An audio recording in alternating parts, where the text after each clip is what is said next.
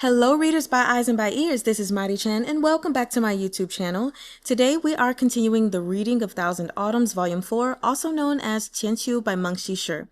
We're covering chapters 102 through 105, and you guys, after this video, there is only one more video. That's 5 chapters until we move on to the final volume. I'm super hyped, so let's just get into it. Enjoy.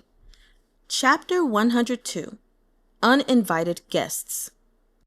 During the sword trial conference, Chunyang Monastery had to be wary of anyone trying to stir up trouble. Disciples were stationed at the front of the mountain on sentry duty, and Yi Pi-chun had even sent an elder down there, just in case. Yet, now these people were coming up the mountain one by one, as if they were entering some no-man's land. It was obvious that the screening set up before the mountain had become completely useless. The moment this young man appeared, the already chaotic situation only grew more so, especially when he'd brought up Shun Chao's name. May I ask this distinguished master his identity in Huanyue sect? He was clearly far too young to be Yan Wushi. As expected, the man said, "This one is Yu Shengyan, a disciple under Huanyue sect leader Yan. I heard that Qingtong Mountain was very lively today, so I came up to take a look. I'm sure that Abbot Yi wouldn't drive me away, would he?" "All who come are guests," said Yi Pi-chun. "This humble Taoist would never turn anyone away at the gates. Someone, come and prepare a few seats more for these honored guests." "No need to trouble, Abbot Yi," said Yuan Xiu in a gentle voice. "Everyone around us is about to attack. If I sit down now, I'll have to stand again right after. That's far too troublesome." But Yu Shengyan laughed and said, "If you don't want to sit, that's your business. I haven't seen Taoist Master Shun in a long time, so I can't suppress my excitement and joy. I wish to go and reminisce about the past with him." With that, he walked over to Shun Chao and sat down in the seat Gu Hengbo had vacated earlier. He turned his head and smiled at Shun Chao. "I trust you have been well, Shidi." When this Shidi slipped out so smoothly, the nearby Zhao Chiying was beyond astonished. She thought to herself that even if Shun Chao was close to Yan Wushi, surely it wasn't to the point that he'd abandoned his own sect and joined him instead. Shun Chao didn't know whether to laugh or cry. "Why did you come, Yu Gongzi? Where's sect leader Yan?" Yu Shengyan joked. "Why is Shudi acting like we're strangers? No matter what, I was the one who carried you on my back from Banbu Peak for over an hour. That time, you were so dazed you called me Yu Shushong, and it was downright adorable. How could you forget? You're breaking my heart." With the arrival of He Huan Sect's party, Yu Shengyan's lone presence wasn't enough for people to drop their guard. Even though he'd shown up out of nowhere and interrupted Yuan Xiu, the atmosphere didn't ease in the slightest. Li Qingyu rose, his expression indifferent. "If sect leader Yuan is here as a guest, we will naturally give her a warm welcome," he said. "But if she isn't here in good faith, please forgive Chunyang Monastery for being unable to entertain her." Yuan Xiu smiled. "What a temper you have, Li Gongzi." This one was merely asking a question. Since anyone can participate in the sword trial conference, surely He Huan sect can as well. She swept her lovely eyes about her. Her gaze fell on Yuan Zixiao.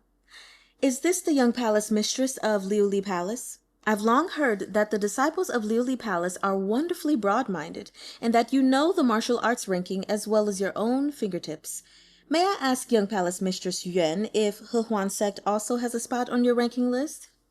Everyone knew that Yuan Zixiao was a disciple of Liuli Palace, but they didn't know that she was the young palace mistress herself. Yet Yuan Xiu had exposed her identity right away. No one would believe He Huan sect if they said they'd come without preparations.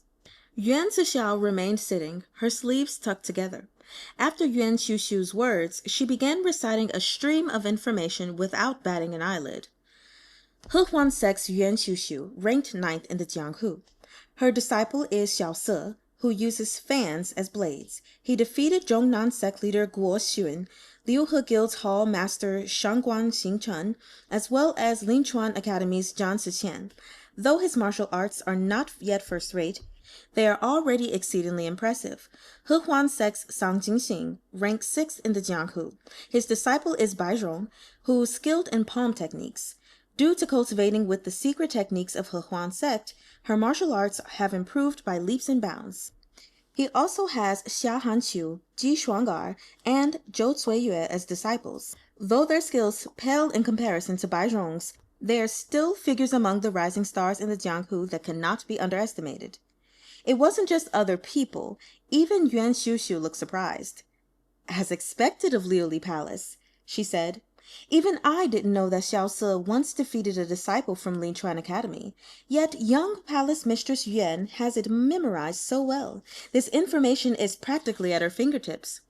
Yuan Zixiao did not show the slightest hint of pride, only continued indifferently.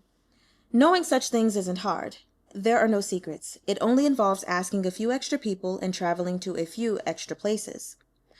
At this time, someone in the crowd cut in. "Yuan Yangzi, is the rank you speak of the one from 10 years ago, or the one now?"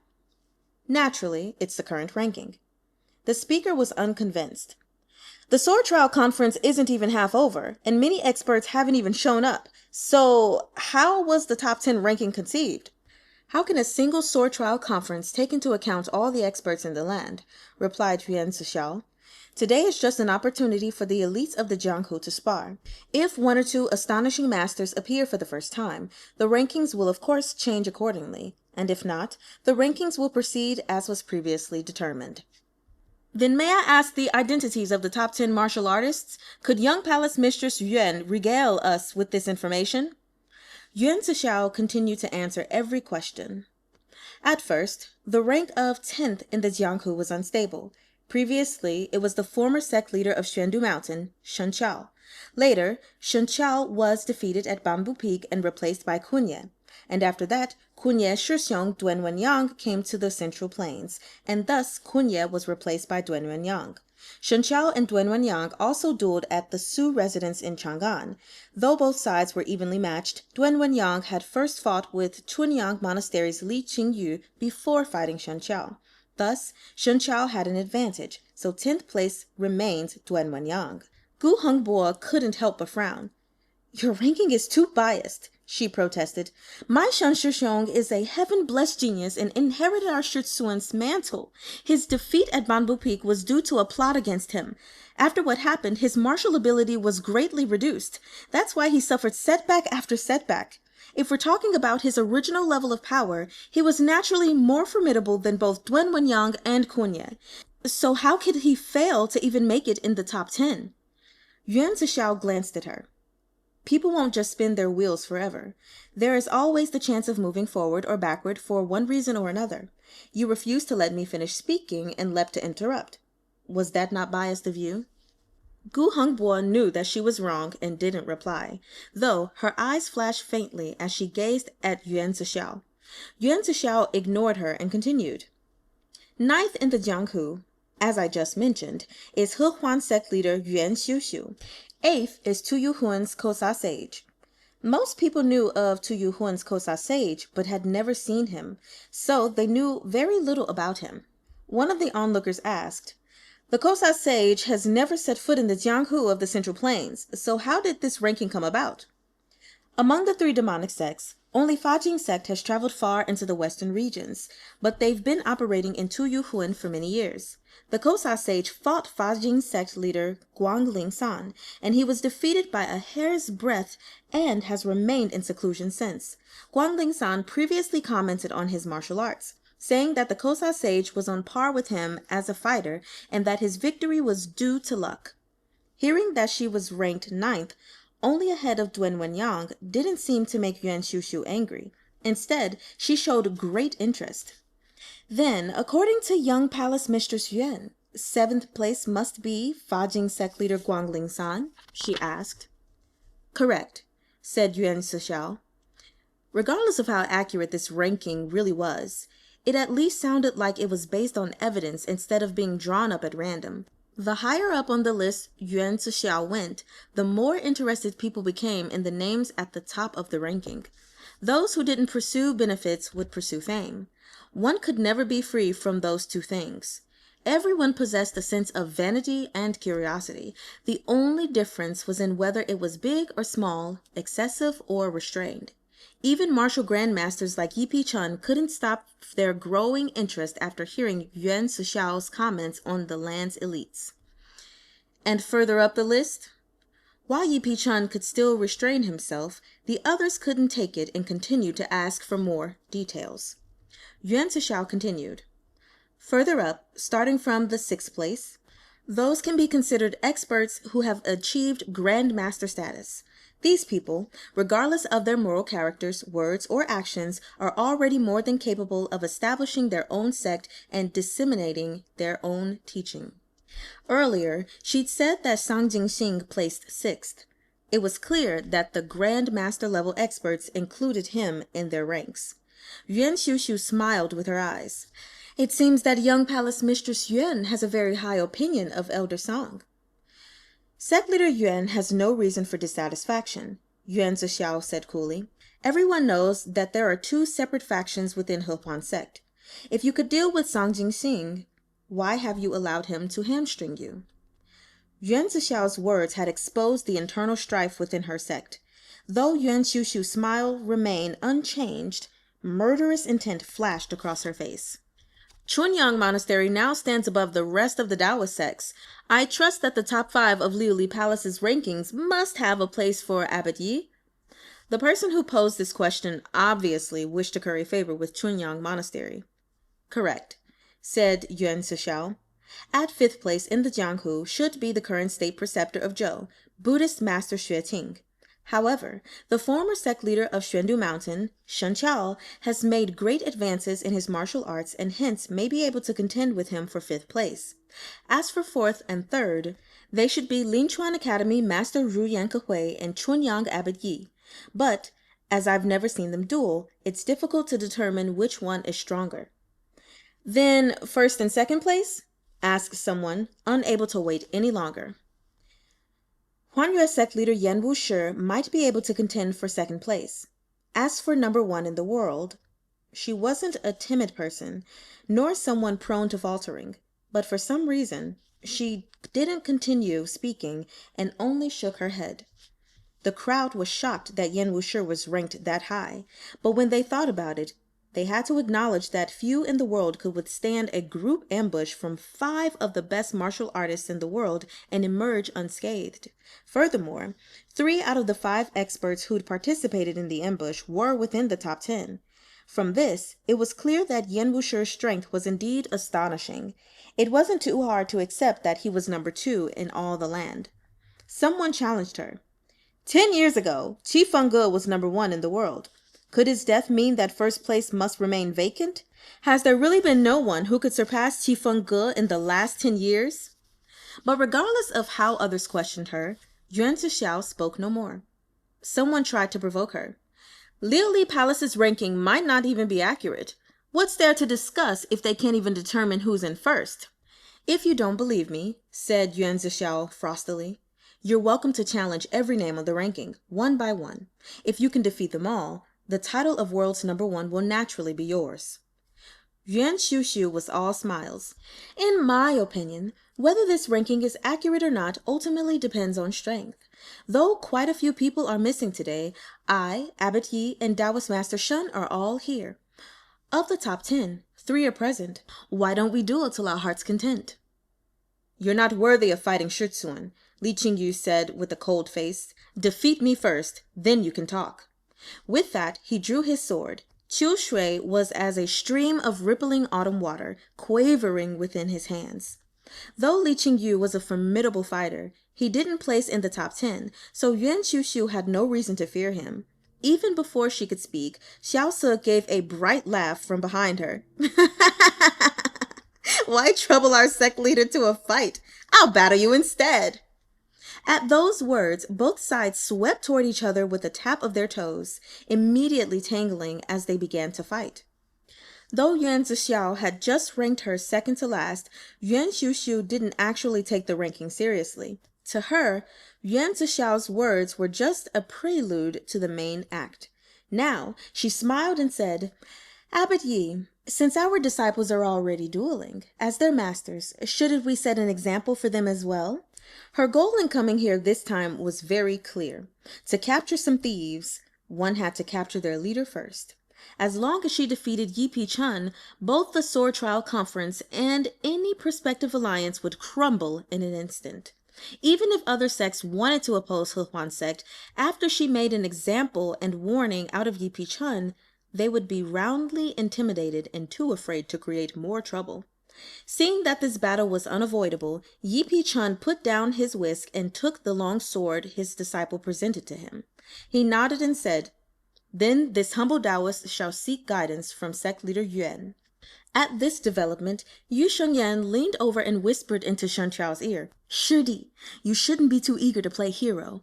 Wait until Yi Chun is defeated, then you can step in. That way, you'll be able to effortlessly snatch the position of alliance leader for yourself." Shen Chao didn't know whether to laugh or cry. "I never wanted to be the alliance leader." Yu Shengyan was confused. Shi Tzuan ordered me to come and help you. If you don't want to be alliance leader, why did he instruct me to do so?" Shen Chao thought to himself, "Your Shi Tzuan just does as he pleases, and his actions and words couldn't be further from a normal person's. How am I supposed to know what he's thinking?" Yu Shengyan knew little of what happened between Yan Wushi and Shen Chao, let alone his Shifu's change of heart. He only thought that Shi Tzuan was unwilling to give up his interest in Shen Chao and had come up with some other idea. He hadn't asked much, and now he'd misunderstood everything. He was even interacting with Shen Chao the way he had in the past. Chapter 103. Intimate Associate. Meanwhile, Xiao Se and Li Qingyu had already begun dueling, with both sides relying on speed. The two of them had practically transformed into blurred afterimages. A mediocre practitioner would find it near impossible to see how they fought, how they exchanged blows, and how they neutralized the other party's attacks. The moment they started fighting, it was of course impossible for them to constrain it to the competition site. A mere moment later, and the two had fought from the ground to atop the nearby stone wall, using their momentum to spar in mid-air. Then they swept over to the bamboo forest and on the other side and continued dueling above it. They both had phenomenal qigong. A tap of their toes allowed them to jump yards into the air. Li Qingyu's sword glare and the blaze of Xiao Se's fan only enhanced each other's brilliance. The clang of weapons rang out ceaselessly, shaking everyone's hearts. It was a scene that was impossible to follow. In Shen Chao's opinion, Li Qingyu was the best of Chunyang Monastery's current generation, and he'd almost caught up to the world's top 10 in terms of strength. Though Xiao Se was also an excellent fighter, he still fell short of Li Qingyu. Winning wouldn't be easy. Eventually, Yuan Shushu would have to come to her disciple's aid. Then, when Yi Chun took true action, how would Yuan Shushu handle him? If Yuan Shushu was the only linchpin of He Huan's plan to cause chaos here, it would certainly fall short. When he thought of this, Shen Chao couldn't help but ask, "Yu Gongzi, what do you think? The He Huan sect came prepared on this visit. Then, might they have a contingency plan?" Yu Shengyan laughed. "Why do you still call me Yu Gongzi? It sounds so awkward. I'd rather you call me Shi Xiong." Shen Chao smiled but remained silent. Though he and Yu Shengyan had come into conflict over the matter of killing the Yan family, it'd only been due to their different stances and views, not any deep hatred. Furthermore, after he'd fallen from Banbu Peak, this young man had carried him on his back for quite some time. No matter what, one should never be ungrateful. Hence, he never shifted his wariness toward Yan Wushi onto Yu Shengyan, and instead treated him with the indulgence an older brother would show his younger one. In the end, Yu Shengyan was young and couldn't restrain himself completely. He said, "It's like how Xiang Zhuang's sword dance was at the front for assassinating the Duke of Pei. He Huan sect's aggressive arrival only looked like it was directed at Chunyang Monastery. Their true targets were all the sects holding He Huan sect in contempt. Nowadays, the Emperor of Zhou only believes in Buddhism, not Taoism. He wishes to foster the Buddhist faction so they can counter He Huan sect. This is how emperors protect their imperial power, but he has no such needs for Taoism. Therefore, he simply ignores them, leaving them at the mercy of He Huan sect." Next to them, Zhao Chiying had been listening for a while. She didn't know much about the current world situation, but she could tell that Yu Shengyan spoke with incredible eloquence despite his young age, and that his words made a fair amount of sense. She then thought about Yan Wushu's impressive demeanor. It was indeed true that disciples would take after their disciple. She couldn't help but lament even more that Bixia's sect had no worthy successors. Yu Shengyan continued.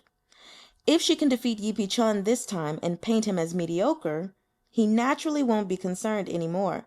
Then she can take the opportunity to subdue the other forces present at the Sword Trial Conference in one fell swoop.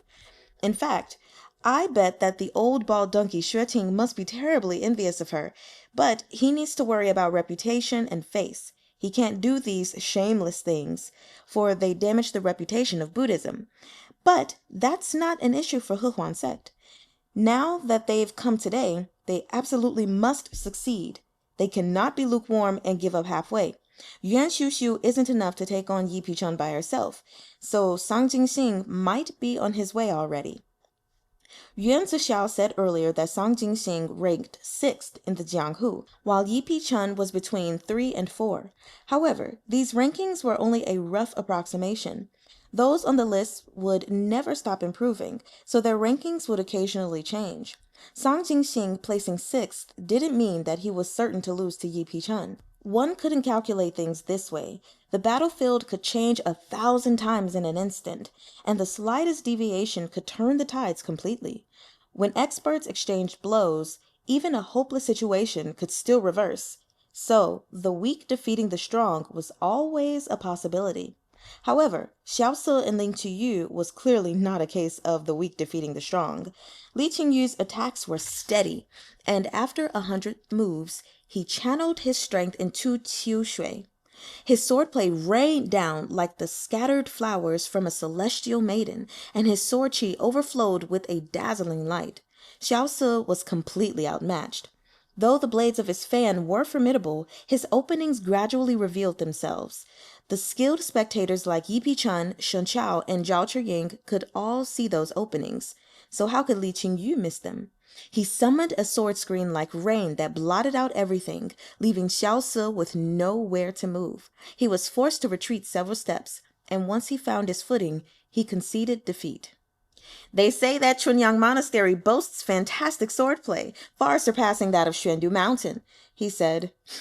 Now that I've seen it, its reputation is truly well deserved. Xiao Se had praised Chunyang Monastery, not Li Qingyu, implying Li Qingyu's power came not from himself, but from his sect. He even tried to implicate Xuandu Mountain, hoping to sow discord between Shen Chao and Yi Pichun. Unfortunately, he'd targeted the wrong person with his scheming. Li Qingyu remained expressionless, looking at Xiao Se like he was merely a tree. He had no emotional fluctuations to speak of, and even his tone was flat. Originally, your talents weren't mediocre, but unfortunately, you have too many things on your mind, so you're unable to focus on the martial path. It'll be difficult for you to make further progress. Xiao Se was so furious, he laughed instead. This distinguished master need not trouble himself over my potential progress. Li Qingyu's gaze shifted away from him, falling on Yuan Xiu instead. After what Yuan Xiu had said to Yi Pichun just before, neither of them had moved. It was unclear whether they were waiting for the outcome of Li Qingyu and Xiao Se's match first. May Li Qingyu have a bout with sect leader Yuan?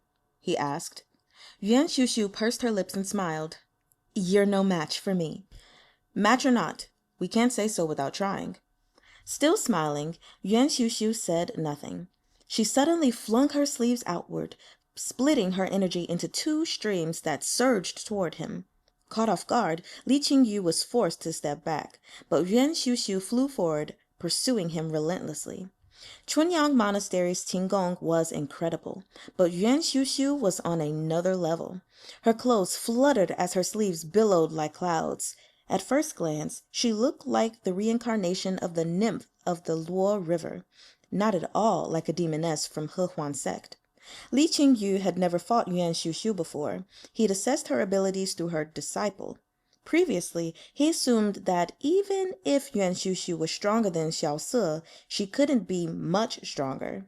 There were also the rumors that He Huan sect took shortcuts to increase their internal energy through parasitic cultivation, which everyone held in disdain. But unexpectedly, certain things only became clear with the fight. It wasn't only Li Qingyu who was surprised. Even the spectators were stunned as they completely dropped their previous contempt.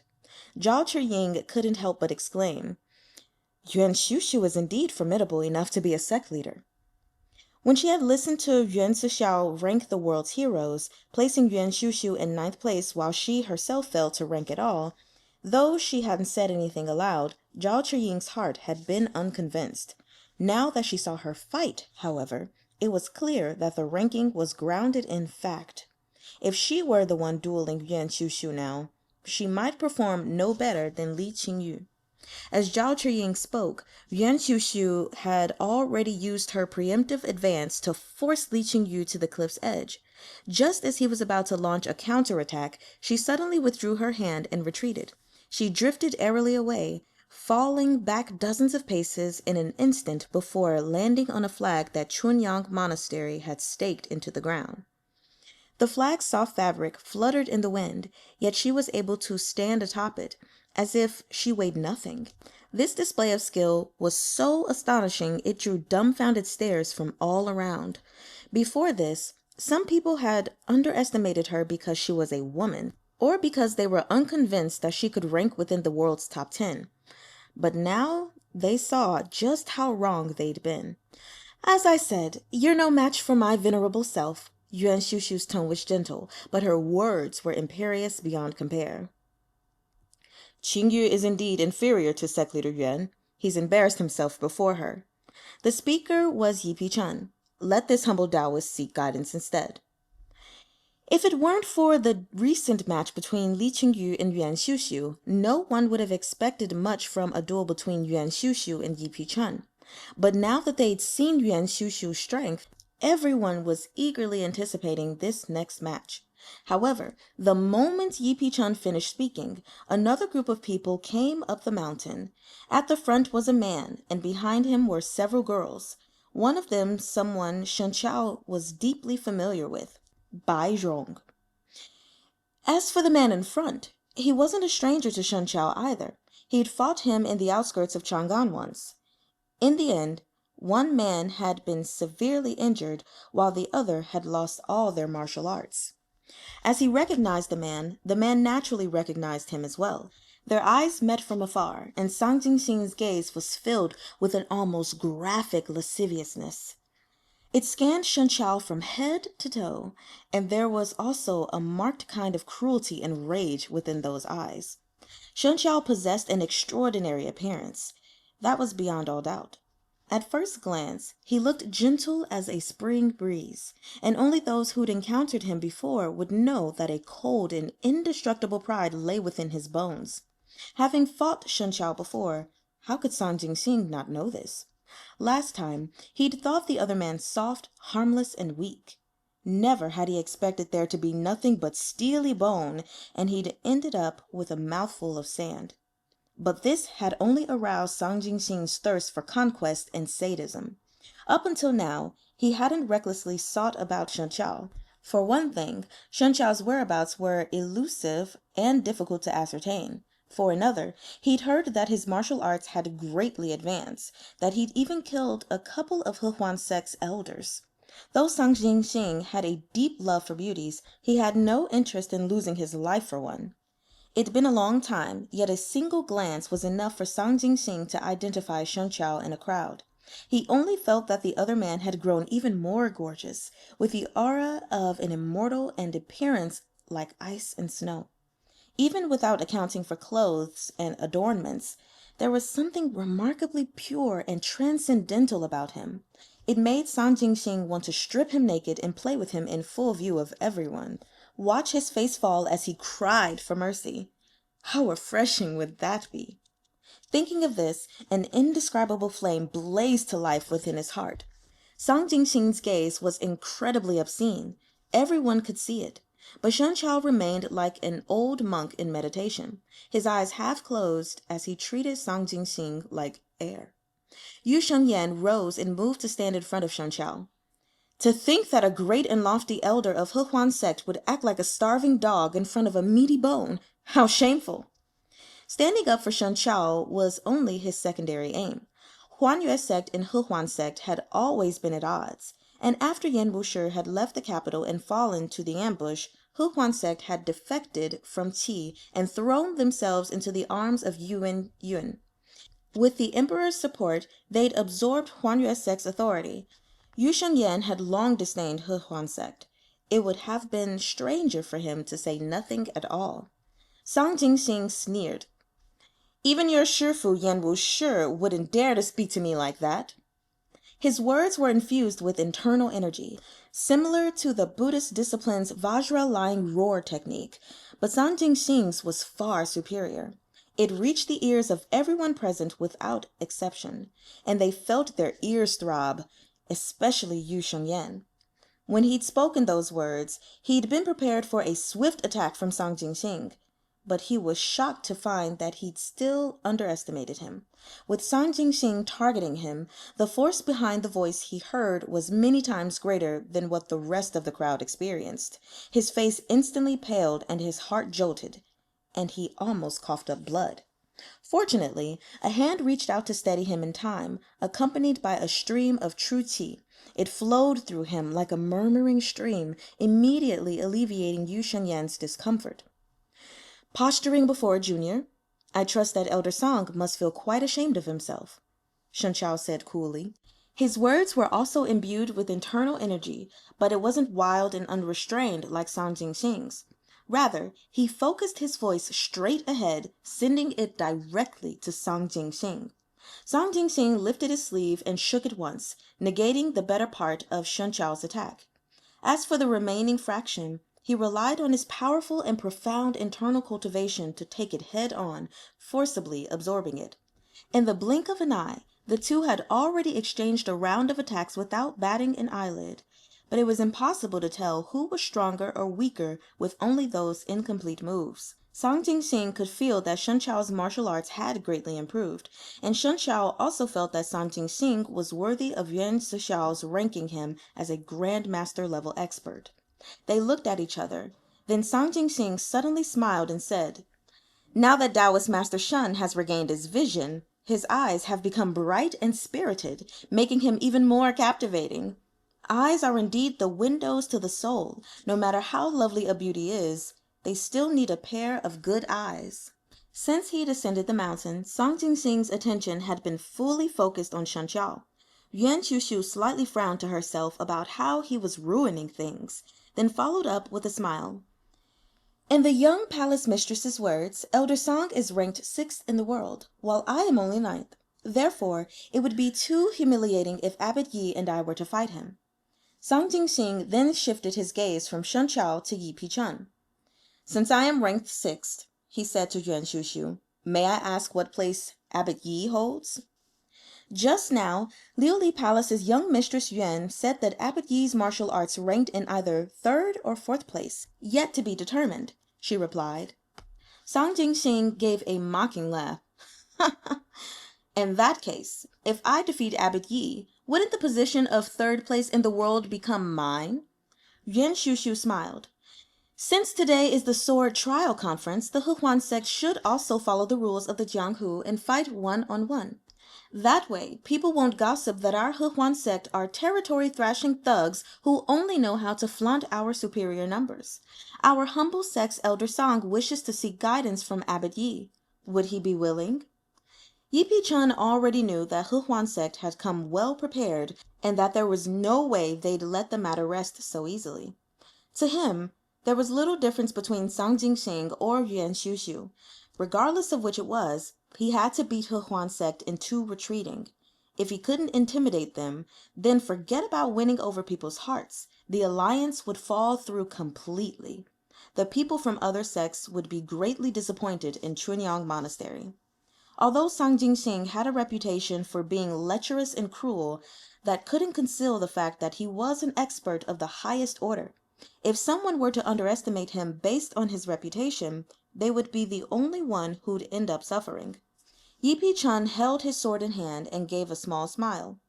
Since the Soil Trial Conference is open to everyone, naturally, we won't turn He Huan sect away at the door. I have long heard of the famous carving dragon palm, so today, this humble Taoist wishes to seek guidance. Though Sang Jingxing was egotistical, he still dared not underestimate the master of Chunyang Monastery. As you wish. Please start, Abbot Chun. Before Yuan Zixiao had ranked the world's martial experts, people considered Yipi Chun for top 3 in the world. Though Yuan Zixiao now said that Yipi Chun's martial abilities ranked between 3rd and 4th, this slightly lowered ranking didn't diminish his status and prestige in everyone's eyes. It would have been fine for him not to act, but now that he had agreed to the challenge, it would surely be an earth-shattering battle. Sang Jingxing was famous for his carving dragon palm, but that didn't mean he didn't know how to use a sword. At this moment, he extended his hand behind him, and Bai Zhong immediately presented a longsword to him with both hands. The sheath was old-fashioned and plain, and Sang Jingxing didn't take it either. Instead, he drew the sword directly. The blade glinted as it was revealed, akin to the evening sun piercing through mist. Just one look was enough to see that it was a good sword. He flickered the sword downward, and his true qi immediately traveled through the blade and into the ground, sending dust and sand flying everywhere. Stones rose off the ground as if drawn by his true qi and then surged toward Yipi Chun in a massive wave.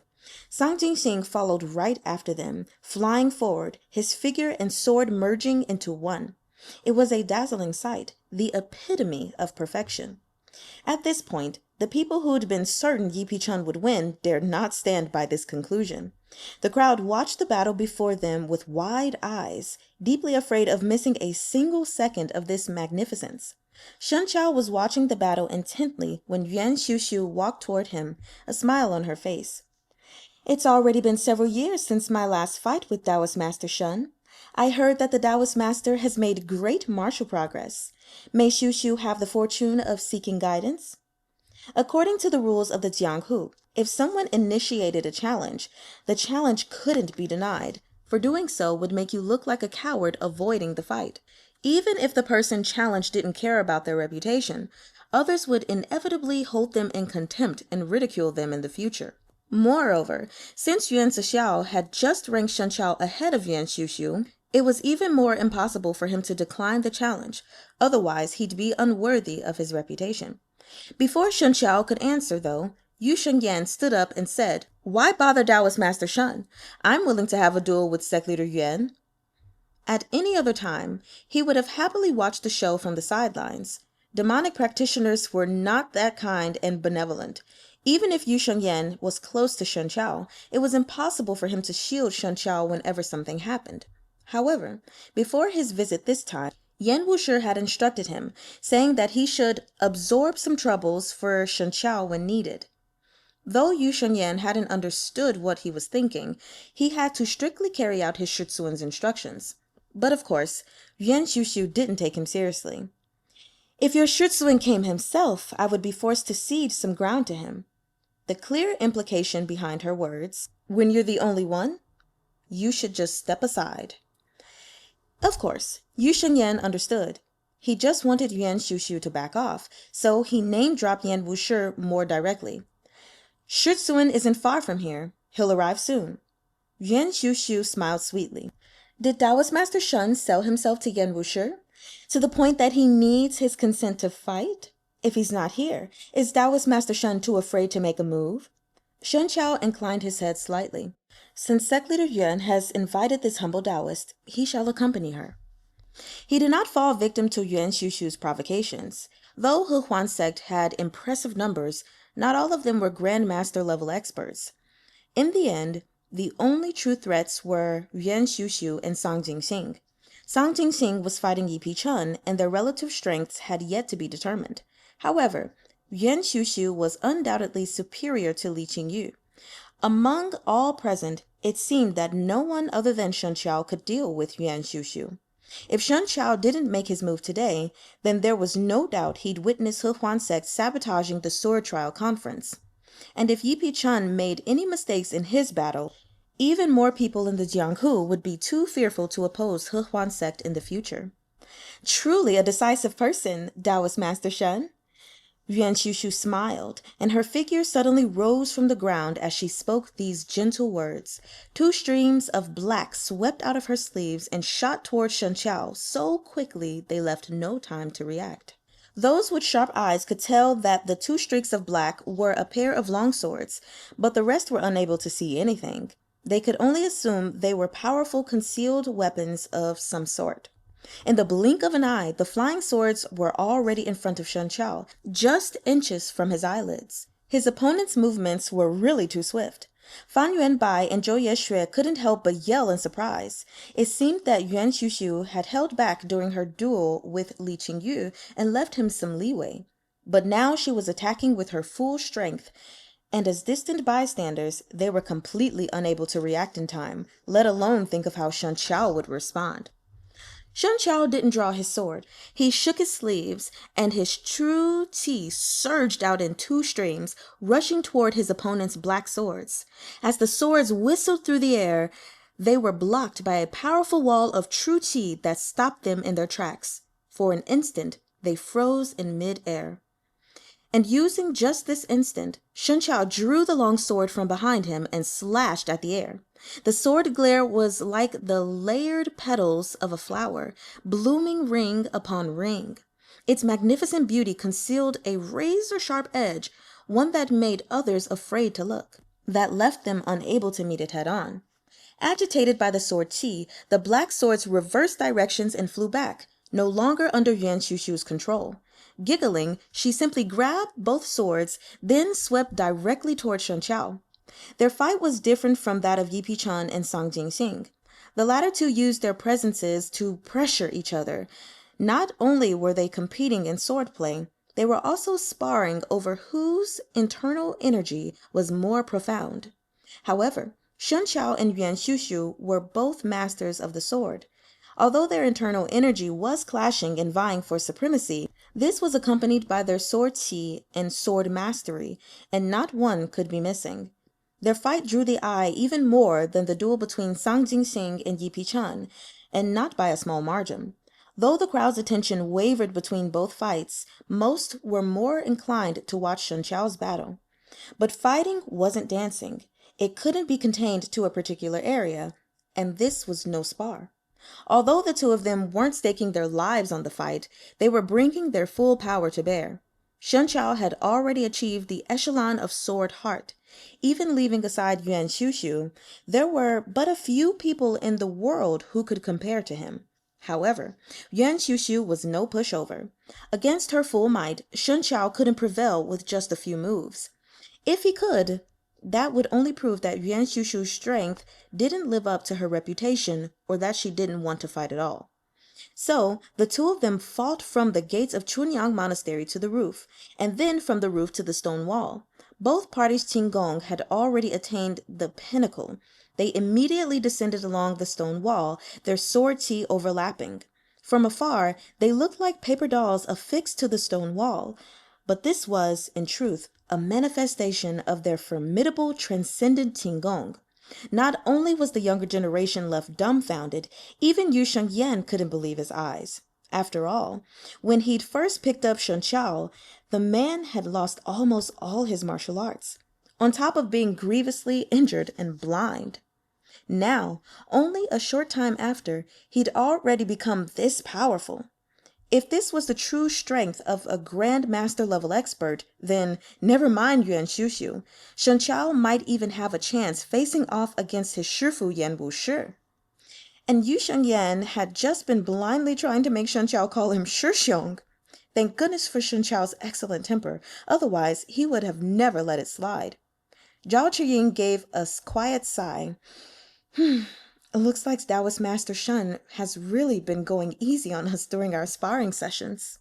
Shen Chao was gentle and approachable, but his sword qi was exceptionally imperious and powerful. Shan He Tongbei hummed within his hand, accompanied by its sword glare.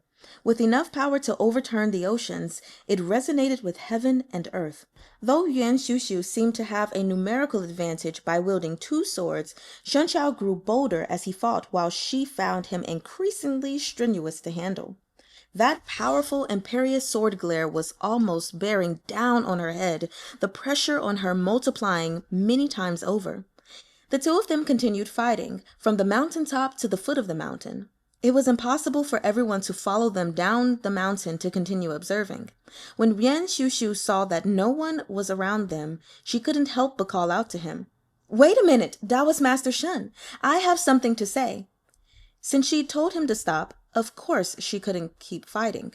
She immediately swept back, breathing a sigh of relief when Shen Chao ceased his pursuit and feeling the immense pressure bearing down on her head suddenly disappear. With a smile, Yuan Shushu said, "When I first heard that Taoist Master Shen had killed 2 of our sect elders, I still couldn't quite believe it. Looking at it now, I was indeed too blind to recognize Mount Tai." Though she looked relaxed, she knew in her heart that if the fight continued, she definitely would not be Shen Chao's match. Shen Chao's heart was as clear as a mirror, open-minded and transparent. "Sect leader Yuan deliberately led me down the mountain. I trust that it wasn't to praise my martial arts." Yuan Shushu pursed her lips and smiled. "Taoist Master Shen is indeed wise. I'll be honest with you. I do have a good offer for you. Are you interested?" "Please speak," said Shen Chao. "I know you and Sang Jingxing loathe each other deeply," she said. "He's cruel, bloodthirsty, and lustful to the bone. There's also Chen Gong, who repays kindness with enmity, who's repeatedly made trouble for you. But now he's colluding with Sang Jingxing. He even used Tai to ingratiate himself for an aristocratic title. He is truly a scoundrel, through and through. I also detest him. If Taoist Master Shen is willing to leave here today, to stay on the sidelines and avoid interfering with the affairs of Chunyang Monastery, I'll hand Chen Gong over to you and help you kill Sang Jingxing as well. How about it?" Shen Chao slowly shook his head. Yuan Shushu raised her eyebrows and said, "What? Is this not an excellent offer?" "It's indeed an excellent offer for me." "Then why did Taoist Master Shen reject it?" "There is a long-standing enmity between Sang Jingxing and sect leader Yuan," Shen Chao replied. "Sect leader Yuan wishes to get rid of him, but she's had this notion for a long time. So why use this humble Taoist as an excuse? As for Chen Gong, though he is indeed a scoundrel, we don't particularly hate each other. Even if it turns out I need to take care of him, I'll find him myself, so sect leader Yuan need not trouble herself." Yuan Shushu sneered. "You were so close to Yan Wushi, yet refused to cooperate with me. It seems that Taoist Master Shen is not only a hypocrite, but also looks down on women?" Shen Chao sighed and said, "Sect leader Yuan, your words are excessive. There's a reason behind my relationship with sect leader Yan, but it's a long story and inconvenient to elaborate on. I've never held any thought of looking down on sect leader Yuan. The world values men over women, and even if the Jianghu has fewer restrictions, it's still 100 times more difficult for women to establish themselves within it compared to men. This is one of the main reasons why Hehuan sect has been a repeated target for the secular world. However, under sect leader Yuan, Hehuan sect has stood firm, which is naturally proof of sect leader Yuan's abilities. Though this humble Taoist has also served as sect leader, my performance was far inferior to yours." Yuan Shushu was a bit surprised. She hadn't expected Shen Chao to speak in her favor. Ever since she'd entered the Jianghu, there had always been people who'd call her witch or demoness. Later, as her martial arts grew powerful, they no longer dared say it to her face, but continued to do so behind her back. Hehuan sect was no taboo when it came to murder, and they took ruthless action. But if one asked around the Jianghu, was there anyone who hadn't killed before? And of the 3 demonic sects, Hehuan sect wasn't the only ruthless one. Instead, a large part of Hehuan sect's notoriety lay in their parasitic and sexual cultivation practices, which gave the rest of the world an impression of extreme depravity. Her eyes sparkled brilliantly as her expression softened a little. "Taoist Master Shen's words have touched me deeply. It's rare to hear someone speak on behalf of Hehuan sect. In the beginning, When Baizhong kept showing you mercy, I thought that she was simply young and easily deceived. But now I see that she really possesses a good eye. Shen Chao smiled. I'm not speaking on behalf of sect leader Yuan. I was only being impartial. To tell the truth, I do not like how your honored sect conducts itself. The likes of Xiang Jingxing and Huo Xijing deserve far more than death, and they are unworthy of sympathy. Those who walk different paths cannot work together, and that's why I will never cooperate with He Huan sect. Right now, you are trying to stop the sword trial conference, so I absolutely cannot follow your wishes. We hold different stances and viewpoints, so it's natural that we'll end up meeting on the battlefield. Yuan Shushu's appearance didn't show her age. She looked like a young woman in her 20s, which gave her smile even more charm. Taoist Master Shun is so considerate that even I can't hold on any longer. Would you be willing to become an intimate associate of mine? If you don't like He Huan sect, you won't have to deal with anyone beneath me. I also have several villas elsewhere. If Dower Master Shun is willing to keep our relationship a secret, no one else will know. How did the two of them transition from fighting to discussing matters of romantic love? Shen Chao truly didn't understand, but he was a sincere person, so he couldn't use cutting remarks the way Yan Wushi did to force others to back down. Instead, he simply cupped his hands. Thank you, Sect Leader Yuan, for your loving kindness. After speaking, he turned around, about to leave. Yuan Shushu smiled slightly, then flashed in front of him, blocking his path. Why is Taoist Master Shun in such a hurry to leave? We were having a good conversation just now. Looking at you, surely Yan Wushi hasn't taken you to his tent. It seems to me that he doesn't enjoy that kind of thing either. Or do you like Baizhong more? I think that little girl also likes you a great deal. Why don't I help the two of you get together? Shen Chao felt that Yuan Shushu's attitude was somewhat odd. A flash of understanding hit him, and he blurted out, Are you trying to stall me for time? To keep me here on purpose? Chapter 104 Back from the Dead. Yuan Shushu said calmly, I simply realized that I was very compatible with Taoist Master Shun, so I put in a few extra words. Where did you get that thought of stalling for time?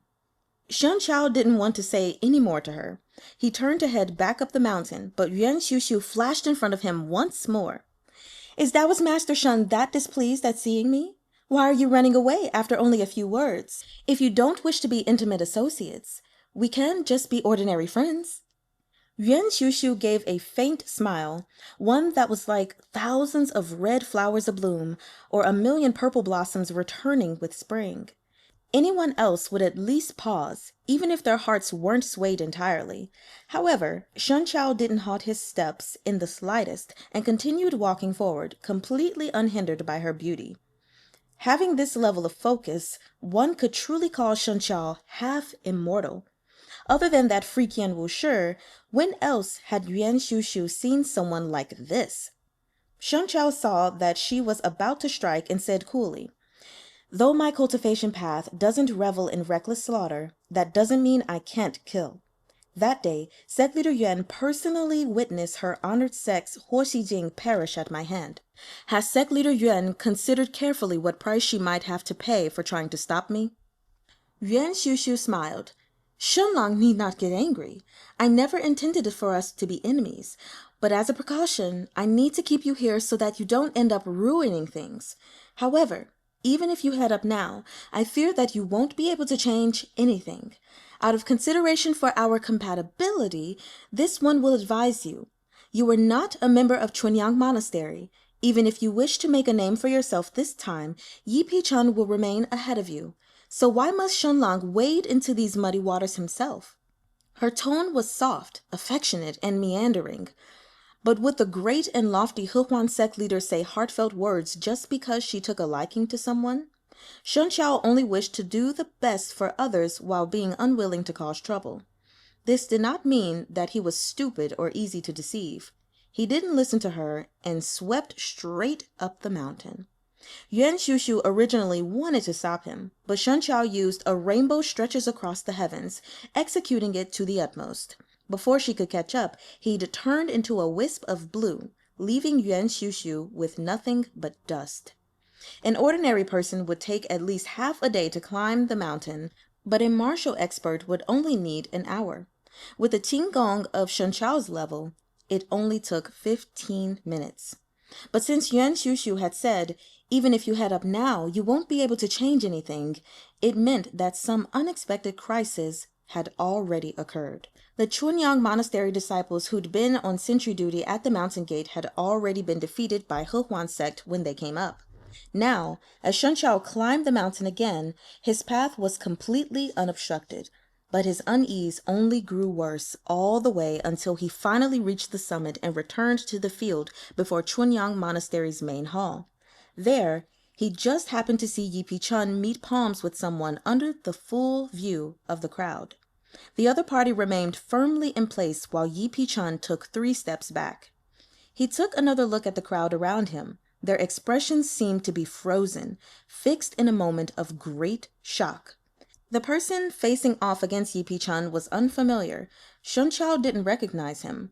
However, the man in question had a prominent nose and deep-set eyes, and although he was handsome, with a heroic spirit, a glance told Shen Chao that he wasn't young.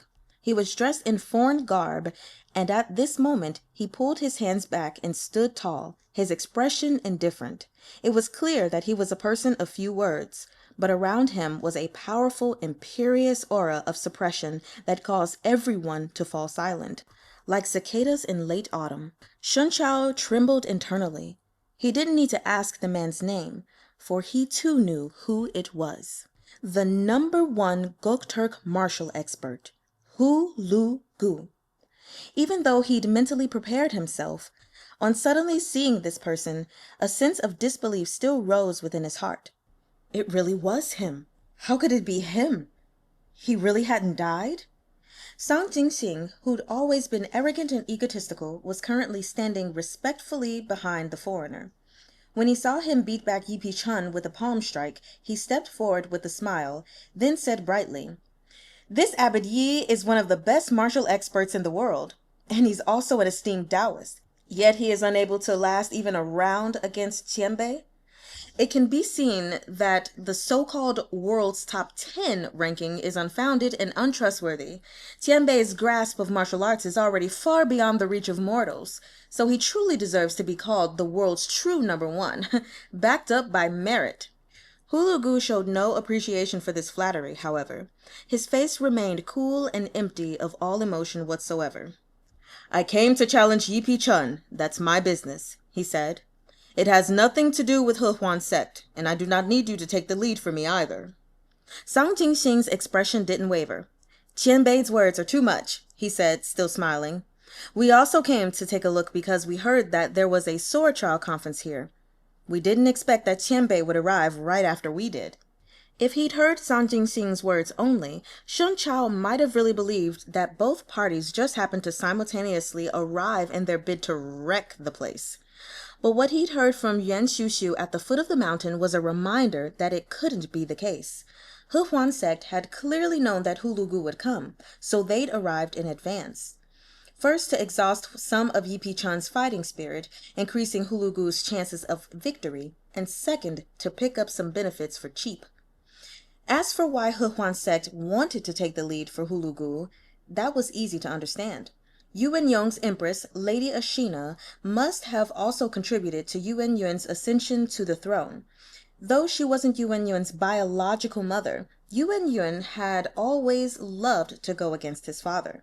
Since the late emperor had kept the Gokturks at a respectful distance, Yuan Yuan must pursue a close relationship with them instead. In that case, it wasn't surprising that He Huan sect, with Yuan Yuan as their backer, had also allied with the Gokturks. Yi Chun's face betrayed nothing. He'd taken only 3 steps back, and that alone was incredibly impressive. Hulugu wasn't an ordinary expert. He was the man who'd fought Qi Fengge over 20 years ago. Then 2 decades had passed, and everyone thought he was dead. Even Duen Wenyang, as he walked through the Central Plains, had released false news of his master's death. Who knew that the situation would suddenly change, bringing a legendary character back from the dead? Of course, everyone would find it shocking. Many of the people present had yet to figure out Hulugu's identity, and those who'd vaguely guessed it probably still felt it as impossible as seeing a ghost in broad daylight. But Shun Chao was paying close attention to Yi Pi-chun, and he noticed that the man's face had turned red for a moment just now. It was obvious that he'd suffered internal injuries. He wasn't as unscathed as he appeared on the surface, and if he could tell, naturally, so could Hulugu. Hulugu's gaze fell on Yi Pi-chun, and he said coldly, "I heard that Chunyang Monastery is now known as the world's leader for Taoism, but as a martial artist, you're inferior to Qi Fengge from back then." It was incredible that Yi Pi-chun could still maintain his smile and composure under such crushing pressure. "Chunyang Monastery has never claimed to be the leader of Taoism, and I've never compared myself to esteemed Taoist Master Qi. Your martial arts are superb. This humble Taoist admires you greatly. May I ask if your distinguished self came to participate in the sword trial conference, or did you come for Chunyang Monastery?" The former meant a normal spar. The latter meant that he was here to gate crash and out for revenge. Hulugu answered coolly, "The sword trial conference's sole purpose is for reputation fishing. Those who possess true strength would feel no need to participate. I originally thought that since the reputations of Chunyang Monastery and Yi Pi-chun resounded like thunder, they must have had some outstanding abilities. But as it turns out, they're merely mediocre." He'd come to someone else's territory and spoken such disparaging words. Yi Pi-chun could endure it, but the Chunyang Monastery disciples behind him couldn't. Someone instantly stepped forward and said, "Your distinguished self is incredibly capable, yet you were defeated by esteemed Taoist Master Qi and cowered like a turtle outside the Great Wall for over 20 years. Only now, when he's dead, did you rush back to sow misfortune in the Jianghu of the Central Plains. What kind of hero are—" As he was about to say the final "you," Hulugu swept him a cold glance, and the speaker was so terrified he lost his voice entirely. He swallowed the word back, and his face instantly flushed red. Hulugu didn't speak, but Duen Wenyang behind him did. "Even after 20 years, your Jianghu of the Central Plains couldn't even find an opponent worthy of being Shi Tzuen's rival. Yet you have the guts to talk that big? If I were you, I'd be so ashamed that I'd just bash my own head and die. What honored Taoist? In my opinion, of your entire Jianghu, only Qi Fengge could match my Shi Tsuen. If only he were still alive. To think that my Shi Tsuen still believed the Central Plains to be flourishing with heroes. We heard that there was a sword trial conference and rushed here with great enthusiasm. Tch, truly unworthy of your reputation." Under his mockery, Chunyang Monastery wished to sink into the ground out of shame, and most of the Jianghu members in the crowd were rendered completely speechless. They'd seen Yi Pi-chun's martial arts, and seen them very clearly. His recent battle with Sang Jingxing had been a brilliant spectacle, and Yi Pi-chun was undoubtedly far superior to He Huan sect. But they hadn't gotten the chance to be happy for long when Hulugu appeared. Now that this man was here, regardless of whether it was Yi Pi-chun or Sang Jingxing, they all had to lower their heads. For ordinary people, Sang Jingxing and Yi Pi-chun were already far beyond their own experience. And now this Hulugu had arrived as well. He was a moon suspended in the 9 heavens, so far out of reach that despair filled their hearts. People with aspirations were reminded even more of that battle 20 years ago. They lamented that they'd been too young to catch it. The Qi Fengge of back then had been able to defeat even Hulugu. How magnificent must he have been! But not everyone present was the kind who cheered for others while putting themselves down. Someone who was displeased with Duen Wenyang's words stepped forward and said loudly, "You came to Chunyang Monastery, yet dare to spread such blasphemy, saying that the Central Plains lacks talent. Don't you know how many experts exist in the land? There are the Buddhist sects in the north, Confucian sects in the south. Unless you've challenged them all? Just now, Liuli Palace has ranked the world's elites, yet Hulugu's name never appeared. Your esteemed master and disciple are just singing your own praises. How fun that must be. All you're doing is providing others fodder for jokes." Hulugu's face remained placid, but Duen Wenyang narrowed his eyes. "What is your surname, and which sect are you from?" The man's heart trembled. But how could he let himself be intimidated in full view of the public? So he raised his voice and reported his background. Wang Zhou of Quaji Commandery's Wang family. His Wang family relied on neither He Huan sect nor the Gokturks for their survival, so why should he be afraid? With this in mind, Wang Sanlang couldn't help but further bolster his courage. Duen Wenyang arched his eyebrow, and the pitch of his voice rose slightly. Oh, Quaji Commandery's Wang family? While he spoke, his hand darted out quick as lightning. A whip silhouette appeared out of nowhere at the same time, sweeping straight toward Wang Sanlang. Wang Sanlang watched helplessly as the other party attacked. He didn't even have the time to draw his sword. He could only retreat to avoid it, but his speed was no match for Duen Wenyang's. He hadn't backed up very far when that whip had already curled around his wrist, twisting until he was overcome with agony and almost shattering his bones. Ah! He let out a loud scream, and the long sword fell from his hand. Sanlang! Wang Arlong's eyes bulged with rage. He flew forward to save his brother. But someone moved even faster than he did. They drew their sword and slashed at the air, and their sword chi flowed forth, instantly enveloping Duen Wenyang.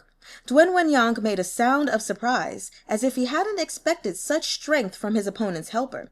He was forced to withdraw his whip and focus on the newcomer, and only then did he realize that the other party was a beautiful woman. When it came to martial arts, only speed was king. Duen Wenyang's whip lashed out again and again, flurry after flurry, leaving his opponent no breathing room whatsoever. Yet despite such crushing pressure, the girl seemed to handle herself with effortless skill, never falling behind. One could tell that she must have come from a famous sect, trained by an extraordinary expert. With time, she might grow to achieve great things. But Duen Wenyang ranked within the world's top 10. Even if he was the last in the list, it was no empty title. Though this girl was skilled, her greenness showed, and she lacked actual combat experience. After a couple of moves, Duen Wenyang gradually discovered her openings, and he took the chance to strike, sending his whip right at them.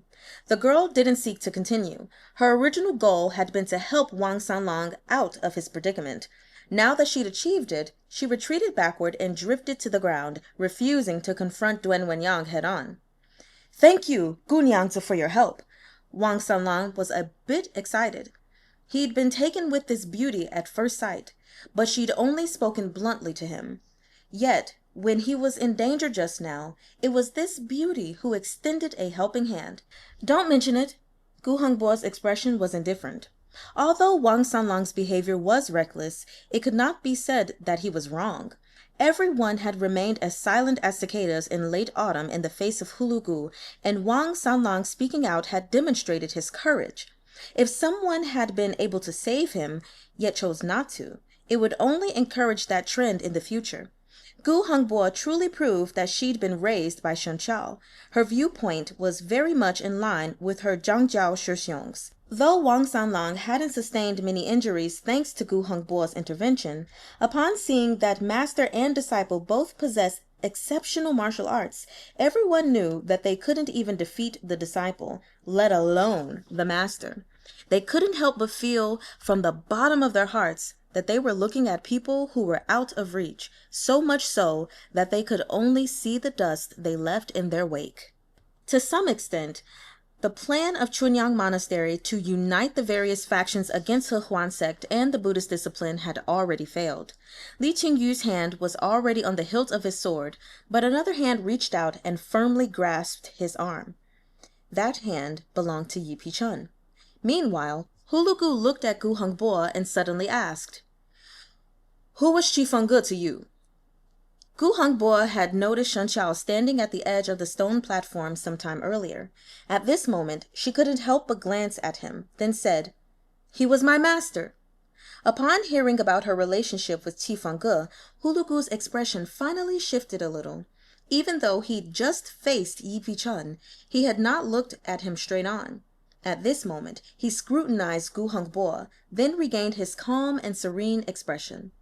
A disciple would know their master best.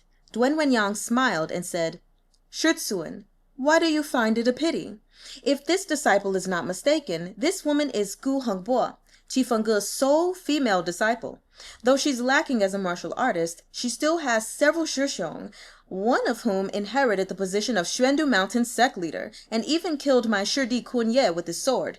Coincidentally, he's also here today. With that, he looked in Shen Chao's direction and said, Taoist Master Shen, I haven't seen you for some time. Have you been well? In that instant, everyone's gazes followed his voice and fell on Shen Chao. Shen Chao was originally standing off to the side like an invisible man, but now he couldn't remain a bystander any longer. He lifted his sword and slowly walked forward, stopping when he was a short distance away from the other man. Thank you very much for your concern. Fortunately, I have mostly been well. His tone was very calm, without a hint of any nervousness caused by Hulugu's presence. So, you are Shen Chao. Hulugu's gaze moved away from his face and onto Shan He Tongbei, gripped in Shen Chao's hand. A trace of nostalgia swept across his face. Correct, he replied. This humble Taoist is Shen Chao. I am fortunate enough to finally meet Tianbei in person today. Unfortunately, my master has passed away. Otherwise, if he knew that Tianbei still walks among the living, I'm sure he'd have been overjoyed. Duan Wenyang suspected that Shen Chao was mocking him, saying that his Shifu had feigned death and cowered like a turtle in the Kaghanate for over 20 years, only daring to emerge with Qifengge's death. However, looking at Shen Chao's gentle expression, which seemed the picture of benevolence, it was hard to believe that was the case. You are greatly talented, but you are not my match yet. If you'd had another 3 to 5 years, you might have been able to fight me. But since you killed Kunye, I cannot let you leave this mountain alive now that I have met you today. Hulugu's voice was indifferent, but his words suggested that he was already grasping Shen Chao's life in his hands. Shen Chao smiled and replied with a single word. Really? In this kind of situation, further verbal disputes were meaningless. His expression might have been calm, but that didn't necessarily mean he wasn't nervous. The onlookers might simply be watching for the excitement, but only the person standing in the thick of it could feel the pressure and aura from Hulugu's powerful presence. Before, when Yipi-chan had exchanged blows with him, he too must have suffered through this torment. Hulugu's strength had already reached some kind of nameless, indescribable echelon. Heaven encompasses all phenomena, and it was a mystery of mysteries. He could only perceive it, but not express it. Could he win? Shen Chao looked at the person in front of him, lowering his breath until he was barely breathing at all. This would be the most difficult battle he'd ever fought in the Jianghu. The level of peril he was facing now was not inferior to when he'd battled Sang Jingxing. He was a disciple of Qifengge, and from the moment he'd taken over his Shitsuan's mantle, his destiny had been set. This battle was inevitable. Chapter 105.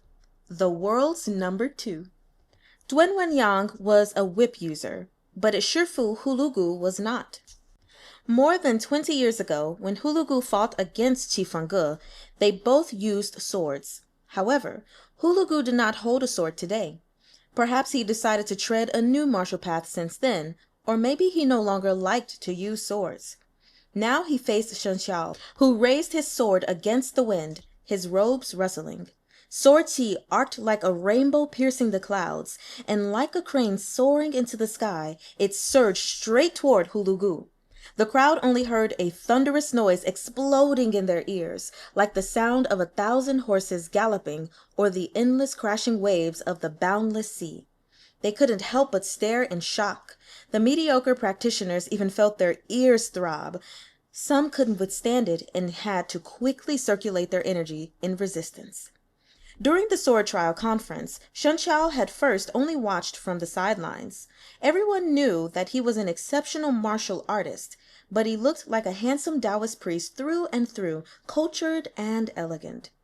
There had seemed nothing formidable about him. It wasn't until he'd confronted Yuan Xiuxiu that everyone realized the meaning of "don't judge a book by its cover." But only now was the audience truly shaken. Shun Chao's slash was imperious and fierce as it stole the initiative, surging forth like a mighty torrent. Shan He Tongbei was true to its name. It indeed evoked the image of mountains and rivers, all grieving as one. Though the onlookers were frightened and awed, Shun Chao knew very well that while this move of his, using 9/10 of his full power, might have given him a chance against Yipi Chun, it was still no match for Hulugu. It might not be clear to onlookers, but when experts dueled, they only needed one exchange of blows for both parties to understand the eventual outcome. By assessing someone's qi, you could determine how profound their internal energy was by perceiving the atmosphere around them. Perhaps Shun Chao hadn't made blistering progress even after cultivating the Zhuyang strategy's true qi and rebuilding his foundations, but he was still on an entirely different level compared to before. Given enough time, he might have been able to match Hulugu in strength. However, Hulugu had several decades worth of martial training over Shun Chao, and he was someone who'd been able to vie with Qi Fengge for supremacy. Furthermore, Shun Chao didn't know what sort of opportunities Hulugu might have had in the past 2 decades, or what echelons he managed to break through to. Now that he left seclusion and returned to the Jianghu, the title of the world's #1 martial artist could only be his. In the entire Jianghu, there seemed to be no one who could be his opponent. Even Yipi Chun had fallen beneath his hands. If Shun Chao wanted to win, the chances for that were slim. But just because the chances were slim didn't mean that he'd roll over and await capture. The battlefield could change multiple times in an instant. If he could grab at even the smallest of lifelines, he might be able to escape the jaws of death and transform death into victory. Shun Chao acknowledged that there was a gap between himself and Hulugu, but this gap wasn't large enough to make him sit and resign himself to death. His sword qi was boundless, surging toward Hulugu like waves crashing against the shore. In an instant, it was right before him, and Duen Wenyang couldn't withstand it and took a few steps back. However, Hulugu remained utterly motionless, though a faint layer of solemn dignity now tinted his eyes, a slight change in their previous nonchalance. Hulugu suddenly raised his sleeves, then slammed them downward, crushing that surging imperious sword qi. Then his entire person soared into the air, seemingly spontaneously, and flew toward Shun Chao while his right hand sent out a palm strike. It was an ordinary palm strike, not flashy at all. But Shun Chao felt the sword qi from his swing suddenly slam into something akin to an indescribable stone wall. Instead of crumbling the stone, it rebounded off of it, returning to Shun Chao with several times the power of his own true qi. Shun Chao had already anticipated this, so he showed no shock. He didn't take this attack head-on, but instead avoided its keen edge. He used his opponent's true qi to soar several feet into the air, then merged into one with his sword as he swept straight down toward Hulugu. The onlookers couldn't tell where the sword ended and the man began. Shun Chao's speed was far beyond an arrow in flight, and more like a thundering storm. Yet his figure was light and agile, with a momentum that had nothing in common with thunder, closer to a wisp of smoke or mist. It appeared entirely effortless. The greatest of music was silent, and the greatest of phenomena were formless. On the sidelines, Duen Wenyang saw everything clearly and couldn't help but startle. Shun Chao's progress was both rapid and frightening. Just this move itself was far more formidable than anything Duen Wenyang could do. In truth, Shun Chao's martial arts were still a little inferior to what he'd possessed before his poisoning. It was only because he'd been cultivating the Zhuyang strategy's true qi that he appeared to have made astonishing progress. If Duen Wenyang had seen Shun Chao at his previous level, he wouldn't have been so surprised now. However, ultimately, Hulugu was still Hulugu. This move of Shun Chao still couldn't do anything to him. The man stepped lightly with his foot, and the dark tiles all around it splintered, then burst out of the ground, drawn by the true qi around his body. The shards all transformed into sharp blades and shot straight toward Shun Chao. The tiles and stones collided with sword qi, crumbling into even finer fragments and spraying everywhere. The two streams of true qi combined and exploded with an even stronger force. Many people could neither dodge nor block with their qi in time, or perhaps their martial abilities were simply insufficient, so they couldn't block at all. Terrified, they tried to evade anyway, and some even screamed in horror. Debris scratched faces and necks, causing blood to stream down. A wretched sight. As for Duen Wenyang, Yi Pichun, and others, the debris simply fell to the ground when it came within half a foot of their bodies. They were completely unscathed, but frowned in unison. Duen Wenyang frowned because he'd originally thought that his Shifu would be able to deal with Shen Xiao easily. After all, Yuan Zixiao had ranked the man even lower than Yi Pichun. He hadn't expected that his master would grow serious and stop holding back after exchanging several blows. Yi Pichun had naturally realized this too, and he furrowed his brow hard. Based on his own experience of fighting Hulugu earlier, he knew Shen Xiao must have been having a difficult time at the moment, and, more importantly, his chances of victory were slim. Within the circle of battle, Shen Xiao was feeling a crushing, mountainous pressure. His swordsmanship had achieved the realm of sword heart, which allowed him to look down on all things from above.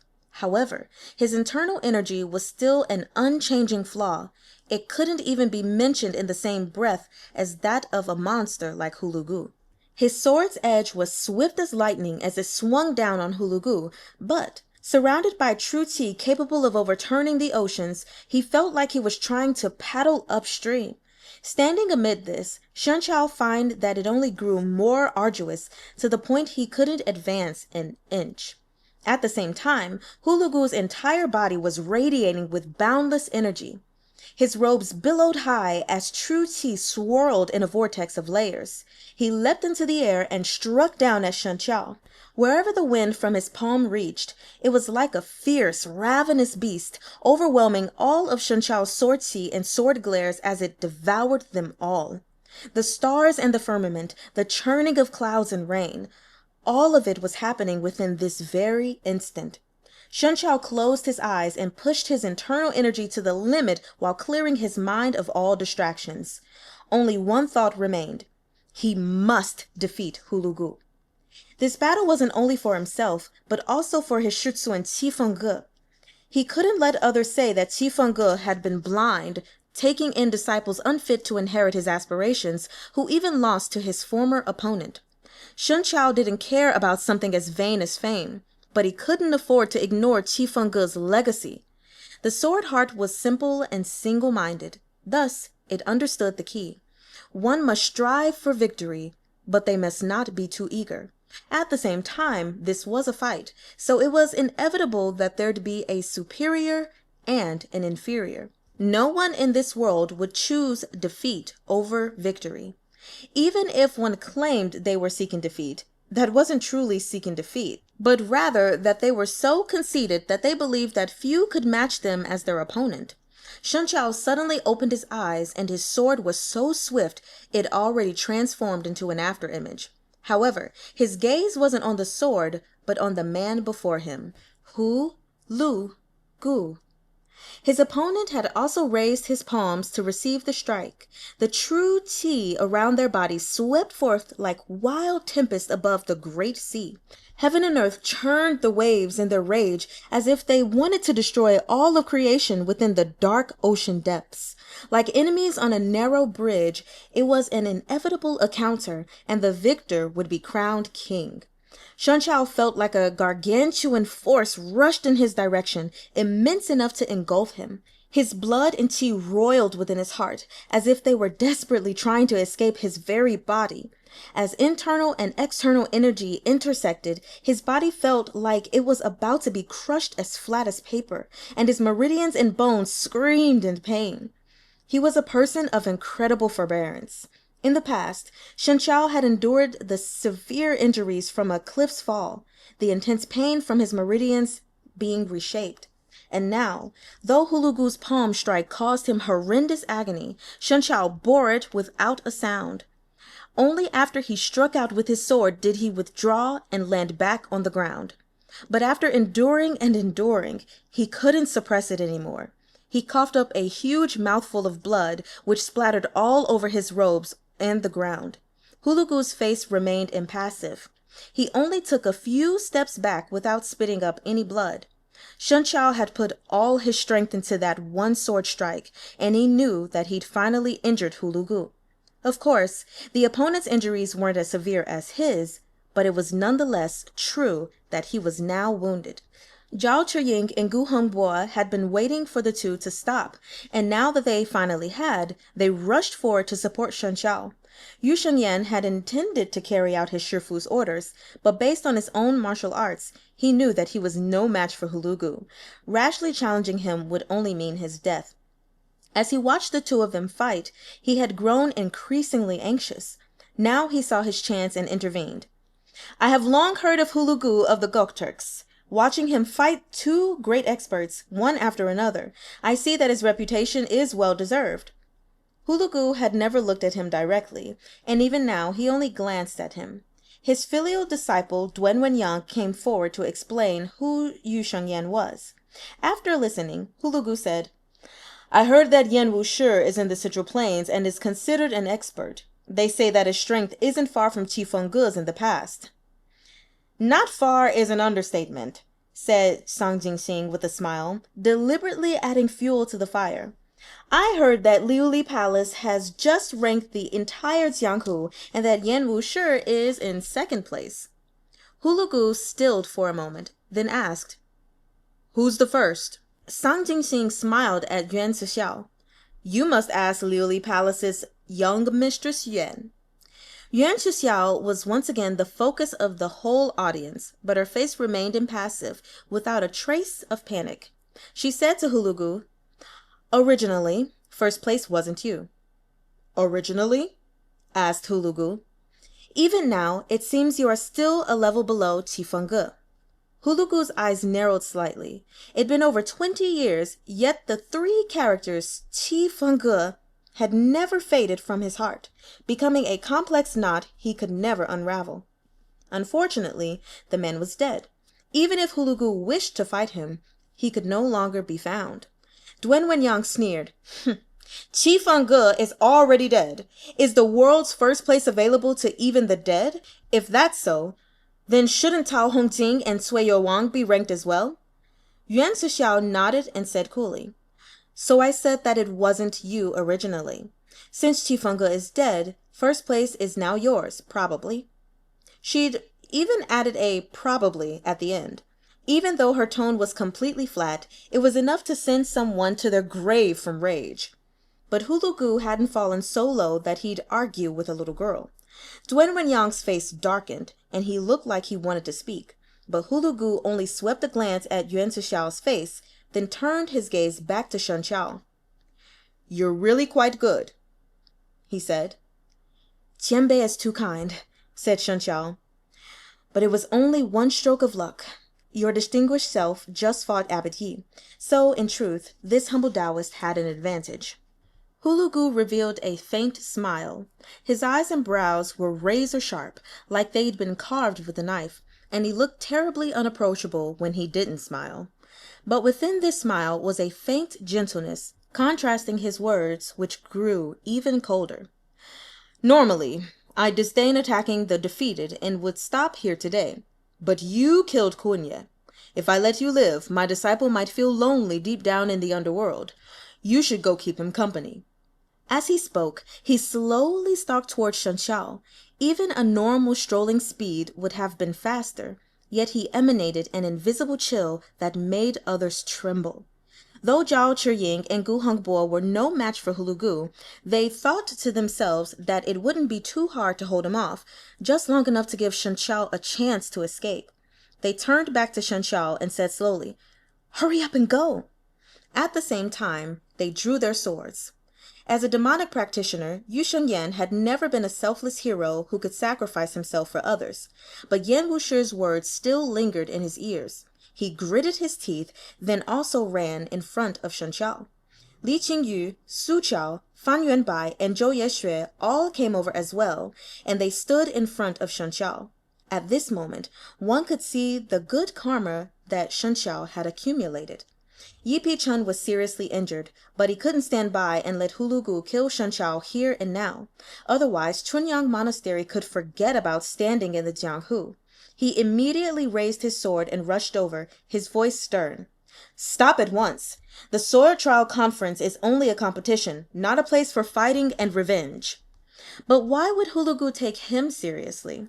Without him having to do anything, Duen Wenyang and Sang Jingxing had already stepped forward to stop Yipi Chun. The disciples of Chunyang Monastery all rushed forward to help, but the members of Hehuan's sect didn't lag behind either. The scene instantly descended into chaos. As for the people from the other sects, some couldn't resist intervening to help, while the rest looked at each other, at a loss and unsure what they should do.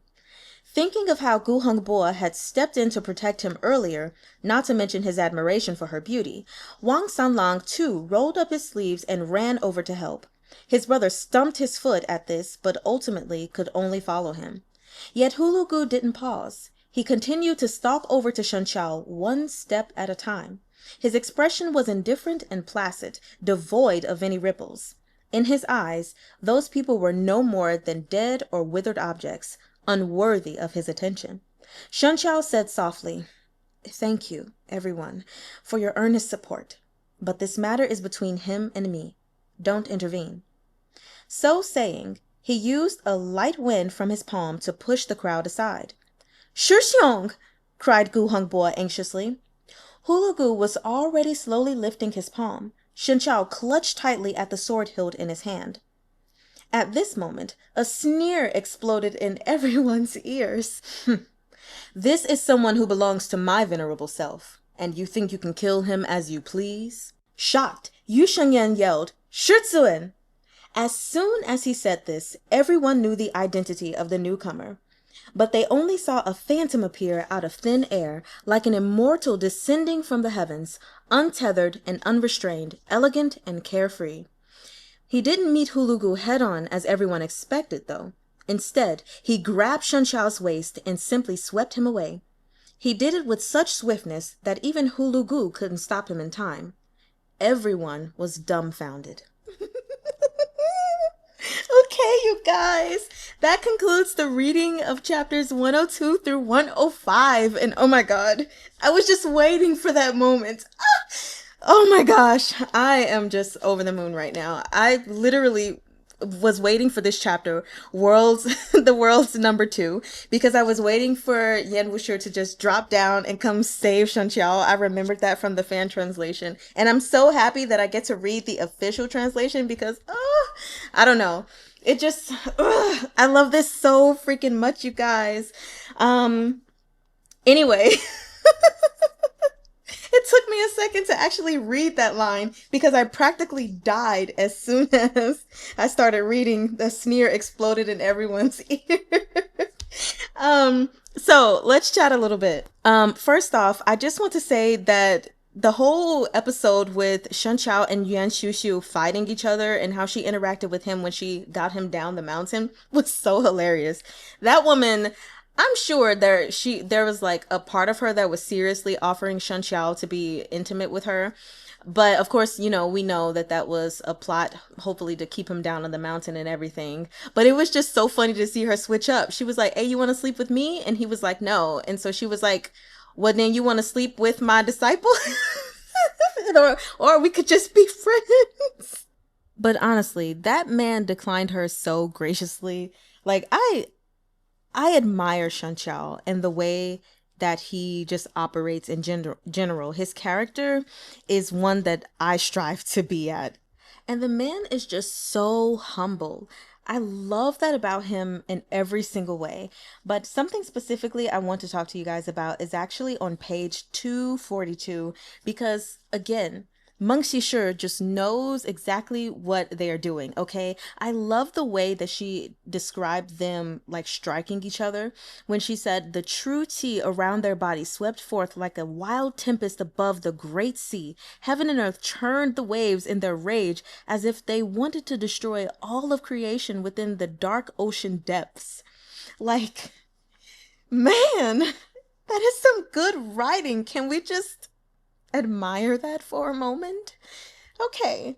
Anyway, um, I don't really have anything else to say. I'm just geeking out right now because I absolutely loved the fight between him and Hulugu and how their movements were described. And of course, I loved Yewusher swooping in. Okay, I'm gonna go. I'll see you guys in the next video. Um, the next video will be the last 5 chapters, you guys, and then we're moving on to the final volume. So I'll see you guys later, and well, I Neiman.